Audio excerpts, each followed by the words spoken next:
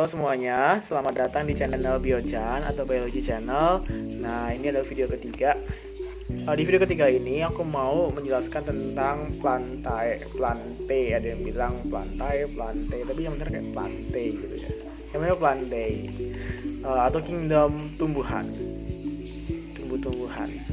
Nah, singkat garis besar mengenai kingdom plantae yang kita pelajarin adalah ini sih pembagiannya. Di pojok kanan bawah ini, kingdom plantae itu dibagi menjadi dua golongan besar, yaitu Atracheophyta dan Tracheophyta. Atau Atracheophyta itu tumbuhan tidak berpembuluh dan tumbuhan berpembuluh. Tumbuhan tidak berpembuluh ini Atracheophyta, anggotanya lumut, semua jenis lumut masuk ke Atracheophyta. Dan juga yang Tracheophyta itu yang berpembuluh, anggotanya ada paku dan spermatophyta atau tumbuhan berbiji. Nah, spermatophyta ini dibagi jadi dua lagi, yaitu gymnosperma dan angiosperma, berbiji tertutup dan berbiji terbuka. Begitu ya mengenai pengelompokan tumbuhan singkatnya. Jadi ini perlu dipahami nih teman-teman. Terus next ke selanjutnya adalah biasa ini pembagian taksa. Jadi kita harus tahu nih tumbuhan di mana posisinya. Nah, tumbuhan itu ada di kingdom plantae dan domainnya Eukarya. Semua jenis tumbuhan, mau itu paku, dari lumut nih, lumut yang paling rendah, paku, tumbuhan berbiji tertutup, terbuka, dan selanjutnya tumbuhan berbunga atau tumbuhan berbiji tertutup, termasuk ke dalam domain Eukarya. Selanjutnya ciri-cirinya adalah multiseluler, eukariot, punya membran inti sel ya, jadi bukan prokariot, dan domainnya aja eukarya, jadi pasti dia memiliki sifat eukariotik. Terus dia autotrof, dapat berfotosintesis, dan otomatis dia punya kloroplas, memiliki dinding sel dari selulosa, kalau fungi kitin ya dinding selnya, dan dapat bereproduksi secara generatif dan juga vegetatif, secara kawin maupun tidak kawin. Ini pengelompokan tumbuhan yang tadi, ini garis besarnya ya. Ada Tracheophyta, anggotanya lumut atau Bryophyta. Tracheophyta, tumbuhan berpembuluh, itu ada paku-pakuan, dan Spermatophyta. Nah, Spermatophyta ini dibagi lagi menjadi tumbuhan Gymnospermae, berbiji terbuka, dan Angiospermae, berbiji tertutup. Selanjutnya kita masuk ke tumbuhan berbiji. Tumbuhan berbiji ini kelompok yang paling besar yang ada di muka bumi ini. Nah, tumbuhan berbiji ini ada banyak jenisnya yang familiar, mulai dari yang dia kecil kayak rumput kan juga menghasilkan biji. Terus kayak yang tinggi besar seperti pohon kelapa, pohon jati, pohon beringin, pohon mangga gitu. Ciri-ciri dari Spermatophyta adalah termasuk Cormophyta. Jadi tumbuhan yang sudah bisa dibedakan antara akar, batang, dan daunnya sejati. Itu disebut juga Anthophyta, artinya tumbuhan yang menghasilkan bunga. Baik kan di Spermatophyta itu ada dua ya, Gymnospermae, Angiospermae. Itu semuanya menghasilkan bunga, tapi bunganya berbeda. Untuk ciri-ciri dari Spermatophyta itu adalah yang pertama termasuk Cormophyta, artinya udah bisa dibedakan antara akar, batang, dan daunnya. Terus masuk juga Anthophyta, artinya tumbuhan yang menghasilkan bunga, bersifat autotrof, artinya dapat memproduksi makanannya sendiri dengan fotosintesis, memiliki dinding sel yang tersusun dari selulosa, hemiselulosa, dan juga lignin. Terus dia multiseluler, dan juga dia merupakan Tracheophyta atau tumbuhan berpembuluh. Selanjutnya klasifikasi dari Spermatophyta itu yang terkenal ya. Ada dua jenis. Yang pertama itu Gymnosperma atau tumbuhan berbiji terbuka. Yang kedua itu Angiosperma, tumbuhan berbiji tertutup. Nah, tumbuhan berbiji terbuka ini itu jenisnya ada ciri-cirinya yaitu sebagai berikut. Bijinya nggak dilindungi daging buah, jadi kita nggak bisa makan daging buah dari tumbuhan-tumbuhan Gymnosperma karena nggak ada dagingnya. Terus bunganya itu bunga palsu atau bunga tidak sesungguhnya, disebut strobilus, bukan bunga. Terus jarak penyerbukan dan pembuahan itu lama, sekitar 1-2 tahun. Penyerbukan itu adalah ketika polen polen menyentuh kepala putik, itu penyerbukan. Tapi pembuahan itu adalah ketika sperma dalam polen itu masuk ke dalam ovum, ke dalam kandung bakal buah dan bakal biji, ke dalam ovul di dalam putik itu. Terus dia terjadi cuma pembuahan tunggal aja, reproduksinya itu generatif dengan biji, dan vegetatifnya itu jarang. Terus yang kedua adalah angiosperma. Cirinya yang pertama, biji ada daging buahnya atau carpellum, bunga sesungguhnya. Terus jeda antara penyerbukan dan pembuahan cepat, pembuahan ganda, reproduksinya dengan generatif dengan biji, vegetatif itu ada banyak ya, ada stolon, rizoma, stek, dan lain-lain, pencangkokan gitu-gitu. Lanjut ke gimnosperma, cirinya tadi udah disebutin sih. Bunga nggak sesungguhnya itu bunga palsu, bijinya tidak terbungkus daging buah, sehingga karena nggak dibungkus, nah bijinya itu terbuka. Pembuahan tunggal, waktu penyerbukannya lama, reproduksinya dengan biji yang untuk generatifnya. Tumbuhan berbiji terbuka jarang mereproduksi secara vegetatif secara alaminya. Ya, mungkin bisa dibantu kayak pencangkokan begitu sama manusia, tapi kalau secara alami itu jarang terjadi.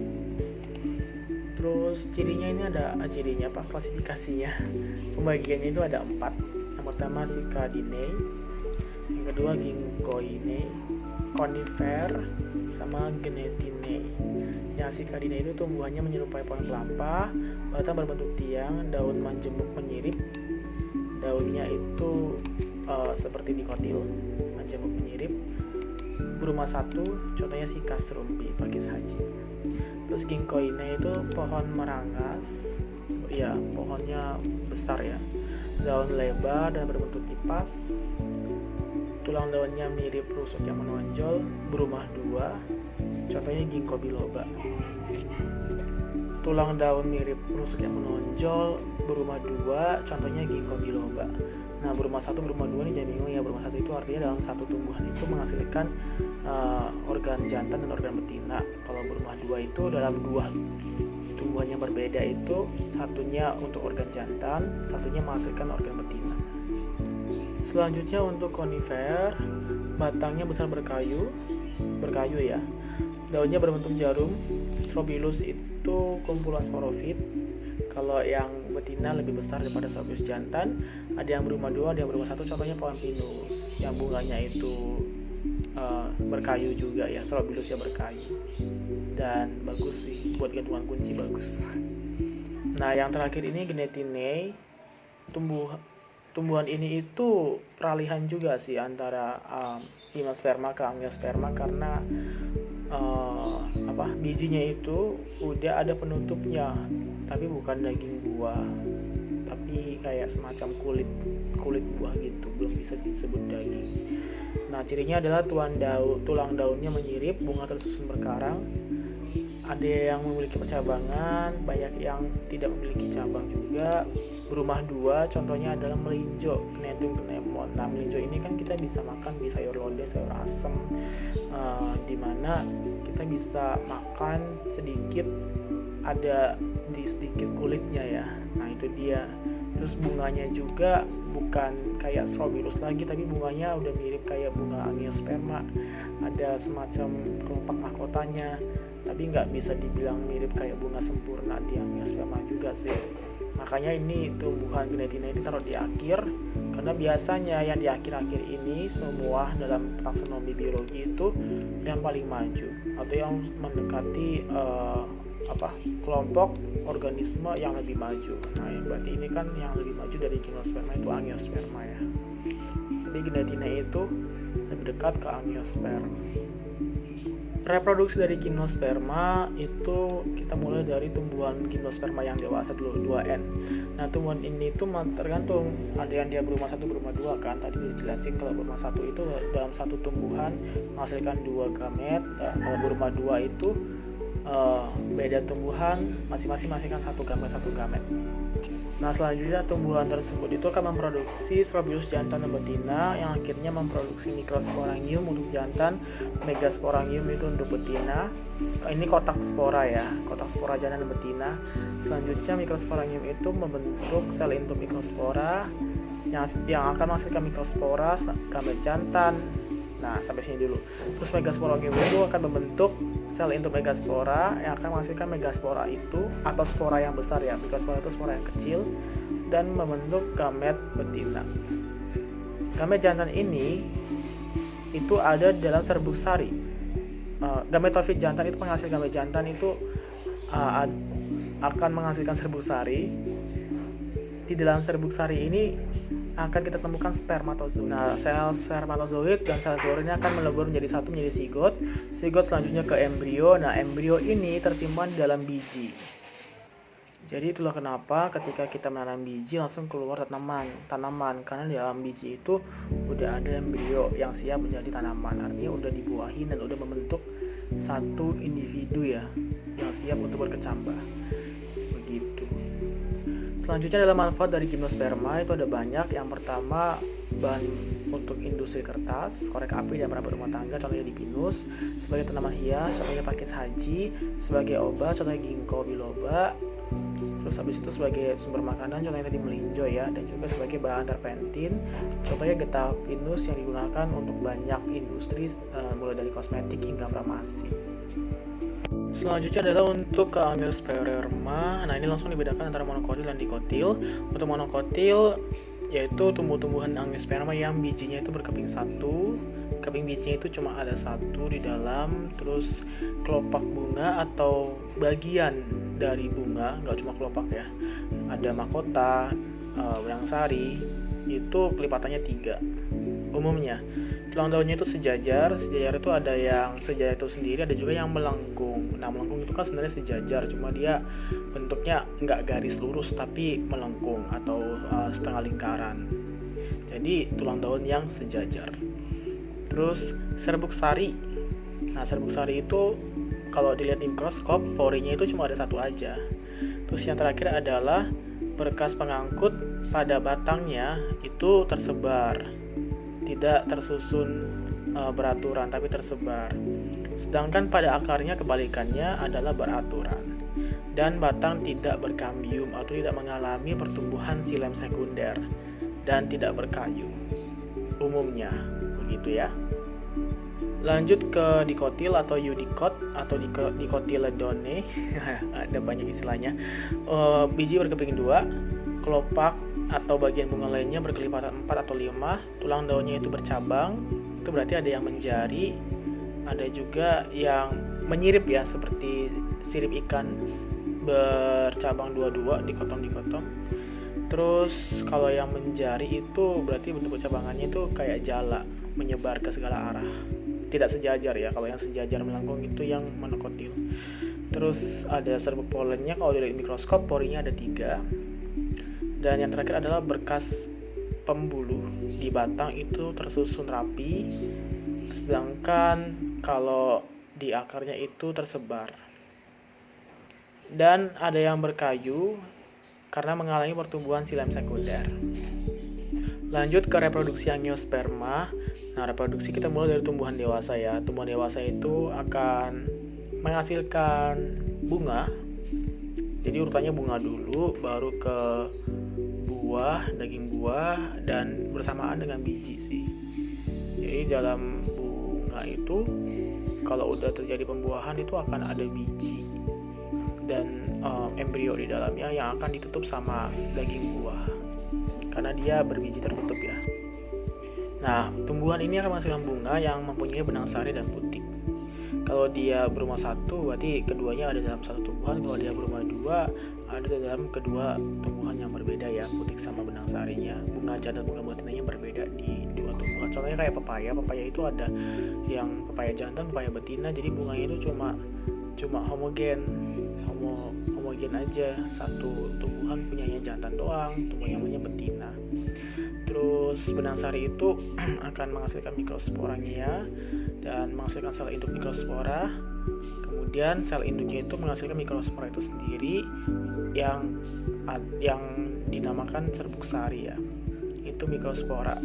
Nah, di dalam serbuk sari itu di dalamnya ada gamet jantan yaitu sperma. Selanjutnya itu yang tadi di benang sari, yang kalau yang di putik itu menghasilkan megasporangia, sel induk megasporanya, dan sel induk itu menghasilkan megaspora itu sendiri, yaitu ada kantong embrio. Nah, kantong embrio itu punya sel telur dan inti kandung lembaga sekunder. Sedangkan di serbuk sari, ketika serbuk sari ini agak kompleks ya. Ketika serbuk sari itu terbang di bawah kupu-kupu, di bawah lebah, atau di bawah angin, atau di bawah manusia juga pakai, kalau di anggrek biasanya kan orang suka bikin perkawinan silang bunga anggrek pakai kuas, dikuasin aja itu bunganya, diambil serbuk sari jantan dari bunganya, dari benang sari, terus dioper ke bunga yang lainnya untuk melihat individu yang baru, hasil perkawinan yang baru, itu bisa. Nah, jadi ketika polen atau serbuk sari itu jatuh ke kepala putik, dia namanya penyerbukannya, bukan pembuahan. Nah, ketika jadi kepala putik, polen itu akan membentuk bulu serbuk sari, membentuk tabungnya. Nah, tabungnya itu akan mengarah langsung ke kantong embrio untuk ke arah ovul untuk membuahi sel telur dan inti kandung lembaga sekunder. Nah, di serbuk sari itu di dalamnya itu satu polen ya. Di dalam satu polen itu, ketika polen itu masuk ke kepala putik, terus ada tabung sarinya. Nah, dalam satu polen itu ada 3 sperma. Ada 3 sperma, satu sperma vegetatif, yang 2 sperma lagi itu sperma generatif. Nah, sperma vegetatif itu di sini nggak ada gambarnya ya. Itu untuk menunjukkan jalan aja sih bagi kedua sperma generatif yang lainnya. Nah, sperma generatif ada 2 kan. Satu itu akan membuahi sel telur yang ada di kantong embrio. Yang satunya lagi itu akan membuahi inti kandung lembaga sekunder. Nah, sperma itu kan N, sel telur itu N. Jadi sperma generatif 1 membuahi sel telur yang N, akhirnya menghasilkan zigot yang 2N. Sedangkan sperma generatif 2 itu N. Tapi inti kandung lembaga sekunder itu 2N. Dia 2N ya, bukan N, karena dia bukan sel gamet. Nah, ketika sel sperma generatif yang kedua ini N membuahi inti kandung lembaga sekunder yang 2N, akhirnya menghasilkan endosperma yang 3N. Nah, endosperma ini itu digunakan sebagai cadangan makanan bagi si embrio waktu dia mulai awal berkecambah hingga sudah membentuk akar yang kuat, batang yang kuat, dan daun yang kuat untuk melakukan fotosintesis. Begitu. Endosperma itu ada banyak jenisnya, contohnya kayak ada yang padat, ada yang cair. Contohnya kayak di buah kelapa itu cairan sama daging buah kelapa itu adalah endosperma. Daging-daging buah yang kayak buah mangga itu juga bagian dari endosperma untuk cadangan makanan bagi embrio saat berkecambah. Nah, embrio ini itu akan ditutupi oleh biji. Jadi biji itu isinya embrio yang siap berkecambah dan ditutupi oleh daging buah. Nah, dari biji ini, ketika biji masuk ke tanah yang cocok, akan berkecambah membentuk tumbuhan baru atau fase sporofit yang baru. Begitu ya. Jadi fase sporofit tumbuhan angiosperma itu adalah tumbuhan yang besar itu sendiri, sedangkan fase gametofitnya itu ada di bunga, ada di benang sari dan juga putik.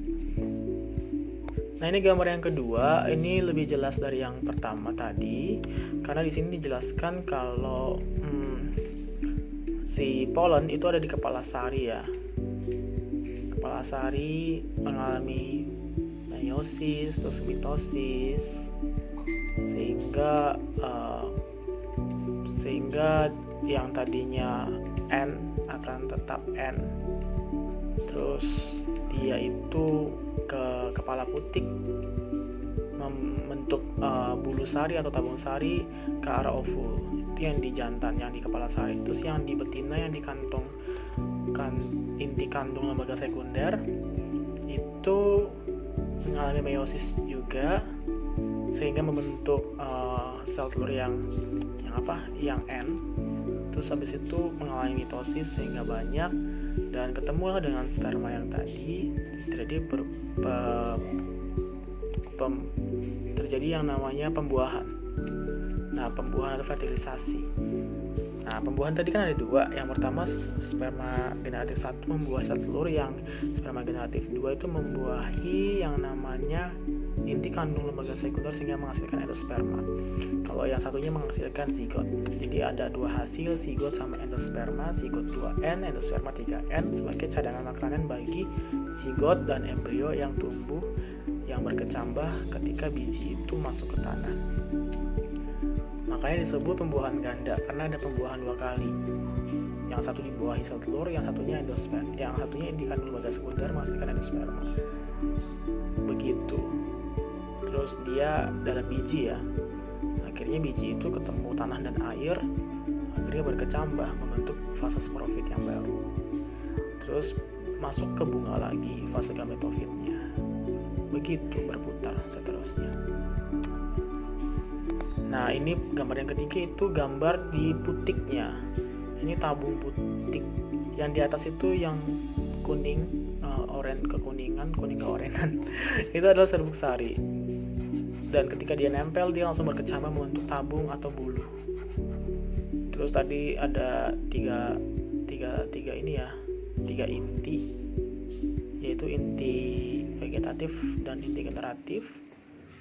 Inti vegetatif, ini 3 sperma ini ada 3 inti.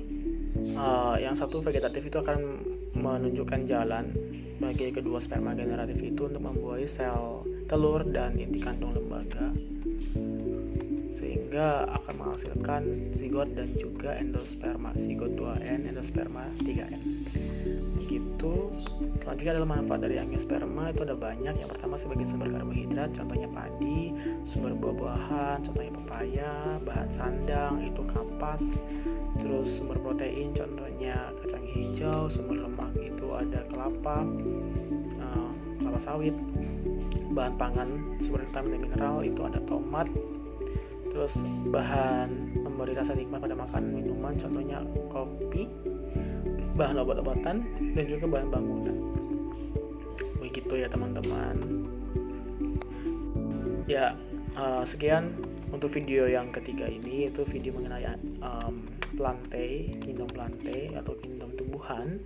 Semoga teman-teman bisa lebih memahami untuk video ini. Ini adalah dasarnya ya untuk pengenalan tentang kingdom plantae. Saya mohon maaf jika ada salah-salah kata, kita sama-sama belajar. Kalau ada yang perlu ditanya, ada yang perlu dibenarkan, bisa taruh di kolom komentar. Jangan lupa untuk subscribe, like, and share ke teman-teman kamu yang pengen belajar biologi. Terima kasih, dadah.